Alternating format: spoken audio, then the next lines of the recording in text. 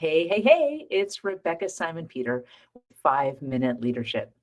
Welcome to 2023. One of my favorite holidays kicks off this year, not New Year's Eve, not New Year's Day, but Epiphany, January 6th.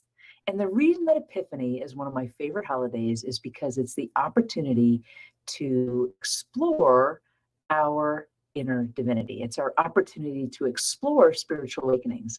The word epiphany comes from the Greek and it means manifestation or appearance. And it's the day on which the appearance or the manifestation of the incarnation of God in Jesus Christ is presented to the world. Jesus, we know, as fully human and fully divine. We too, fully human and with inner divinity. And so I love this holiday because we get to not only celebrate Jesus and his divinity, but we get to explore our own inner divinity.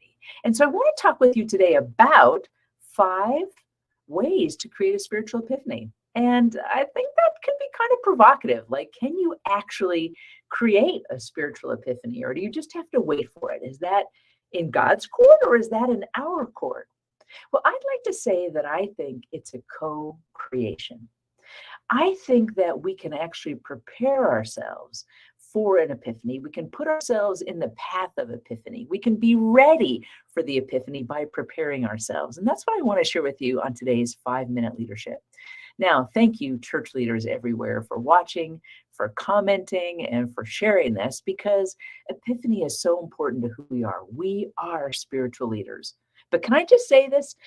I think a lot of times we spiritual leaders are so caught up in the culture of scientific realism that we don't allow ourselves the gift of knowledge of spirituality, of having our own spiritual awakenings. Thus, these 5 ways to create a spiritual epiphany.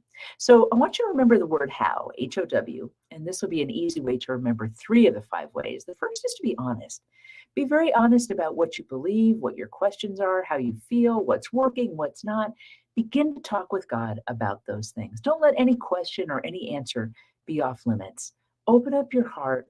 Listen for the prompting of God. Now, I say listen, but I use that verb in a very general way because it may be that you may see something.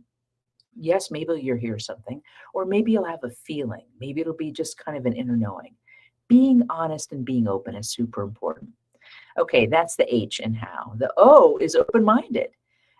Being open-minded is essential when it comes to having a spiritual epiphany, allowing yourself to explore new ideas without prejudice, without preconceived notions. Accept that the world of the spirit is real. Now, that may seem like a no-brainer. I know we're church people, but again, and we're church people. So sometimes we talk like the world of the spirit is real, but we don't live like it, and we don't allow ourselves to have that spiritual experience, that spiritual awakening. Thus, these 5 ways to create a spiritual epiphany. So be open-minded. And you might even try this epiphany affirmation. Ready? Today, I let go of what I think I know and embrace the surprising power of a willing spirit towards God. You'll see in the blog that's coming out that there are these 5 epiphany affirmations. That's the first one. Today, I let go of what I think I know about spirit and the power of a willing spirit toward God. So we've dealt with H, which is being honest. We've dealt with O, which is being open-minded. Now, the third one is to just simply be willing. To be willing. One way to do this is to name your intention. Give yourself permission to experience more of the divine presence in your life. Trust that this will lead you towards greater understanding and greater transformation. Now, I'm not talking about a name it and claim it theology. I'm talking about being very clear about your intention. This is a way of saying to God, I'm ready. It's a way of saying to the universe, I'm ready. It's a way of saying to your spirit, I'm ready for your spirit, for my spirit to connect with the Holy Spirit. So naming that intention is very powerful. So honesty, open-mindedness, willingness, naming the intention. Here's another affirmation you might try. Today, I declare God is working within my life and wants me to know this.